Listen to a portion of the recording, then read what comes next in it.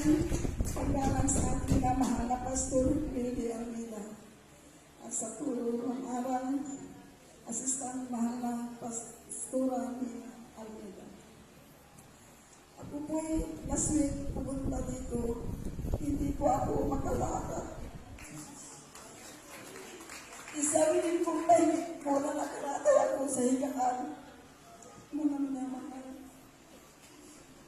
Wala na po akong maalala sasabihin sa aking mahal na husband. Ako po'y nagpapaalam na sa aking mga anak at sa mahal na husband. Ako po'y isang lingkong mahigit hindi makatulog, hindi makakain, hindi makalakad. Nang nag-chat ang aking anak,